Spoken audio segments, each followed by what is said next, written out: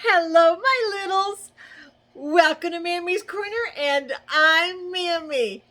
I love seeing that because I want you to know that I'm here for you always. All right, let's do affirmations. Are you ready? I am loved. Louder. I am loved. You are loved. Who loves you? God loves you, and Mammy loves you. Very good. Next one. Ready? Loud. I am good. You are so good. Say it again. I am good. Good job. All right, now the next one. I am kind. Are you saying it loud? Let's say it. I am kind. Very good. You are so kind and so good. Now remember, Mammy needs you to hit that like button so that way I know that you like the videos that Mammy's reading to you.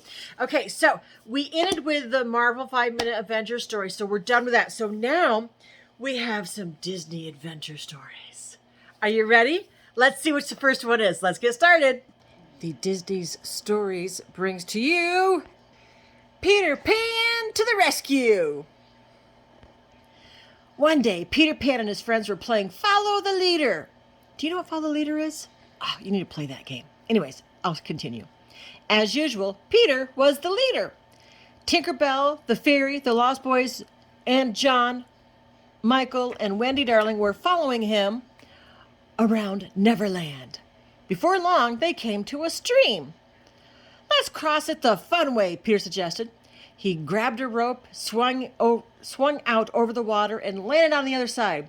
One by one, his friends followed until only John was left. Tally-ho! John cried, and he leaped for the rope. He missed it and fell into the stream with a splash. As Michael helped him out of the water, John grumbled, "Why does Peter always have to be in charge? Just once I'd like to do things my way." When they rejoined the group, John decided he wanted to show Peter how brave and clever he was. A little further down the trail, he had an idea. "By Jove," he cried, "I've got it." "Got what?" asked Michael. John said, "You'll see." He took Michael's hand and together they slipped off into the forest. John and Michael disguised themselves as pirates, hopped in a small boat, and began to row toward a pirate ship that was anchored in the harbor. But it wasn't just any ship. It was Captain Hook's. He and Peter Pan were sworn enemies. "Where are we going?" asked Michael. "To spy on Captain Hook," John said excitedly. "We'll take the information back to Peter." As the boys reached Hook's ship, they heard a noise. Tick-tock. "What's that?" asked Michael. Just then, a pair of beady eyes poked up out of the water. It was the crocodile. Once he swallowed an alarm clock, and now he always made a ticking sound. "Oh no, what's going to happen?" "Be careful," John warned. But he didn't have to worry. Years ago, the crocodile had eaten Captain Hook's hand, and ever since, the pirate was the only person he had chased. John and Michael had just climbed over the side of the ship when they heard footsteps. John spotted 2 mops in a bucket. He whispered to his brother, "Pretend you're washing the deck." A moment later, Smee, the first mate, came around the corner. "Ahoy, mateys," he called. "Can't say that I remember you, but whoever you are, you're doing a fine job." When Smee was gone, John turned to Michael and said, "Come on, we've got some spying to do. I'm going to look for Hook." He found a telescope and climbed up the rigging. Smee walked by again. "Do you see anything?" he asked. A storm, actually," John blurted out. "I should tell the captain," Smith replied. He hurried off. John turned to Michael. "This is perfect. He'll lead us right to Captain Hook." They followed Smee at a safe distance and saw him enter a cabin. "Stand watch. I'll be right back," John whispered to his brother. When John peered through the porthole of the cabin, he saw Captain Hook.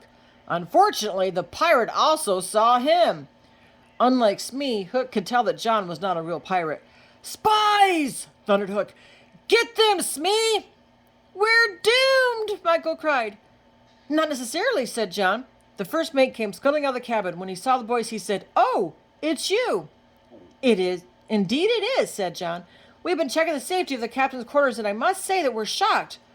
Why, spies could look through that porthole as easily as I did. Smee let the boys inside. What's the meaning of this? Captain Hook demanded.